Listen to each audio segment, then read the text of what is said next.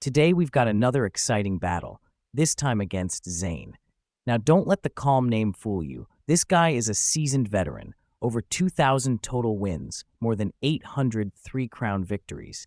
You don't get numbers like that unless you know exactly what you're doing. So I knew right away this was going to be a tough matchup. Now let me be real. My starting rotation? Mid. Not terrible, but not explosive either. I had the Witch, Skeleton Army, Skeleton Dragons, and my Magic Archer. That's not exactly the kind of hand you want to open with when you're looking to go aggressive. So right away, I was forced to play defense. And Zane smelled blood in the water. He leaned on that PKK, that Dark Prince, and his goblin gang to keep me off balance. And I'll admit, it worked. For the first half of the match, it felt like I was just surviving. But here's the thing about Clash. Frustration can be your biggest enemy. And I was frustrated. Every time I tried to get something going, Zane had an answer. It was like I was hitting a wall. But in moments like that, you've got two choices: tilt and collapse, or lock in and adapt. And that's exactly what I did.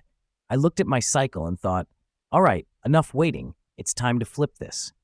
My boss Bandit came up, and I paired her with just enough support to force pressure on the right lane. And that's when everything changed.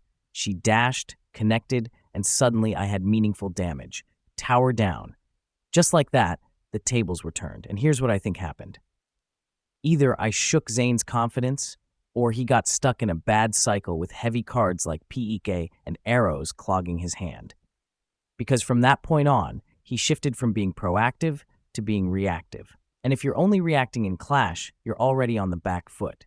Defense alone won't win you the game. You've got to take initiative at some point. So I kept the heat on. I knew I was going to lose one tower, and I accepted that. But the trade-off was worth it. While he was pushing left, I went all in on the King Tower. Bandit dashing in, Skeleton Dragons raining fire, Witch spawning waves of skeletons. The pressure was too much. His King Tower dropped into the low thousands, and suddenly the end was in sight.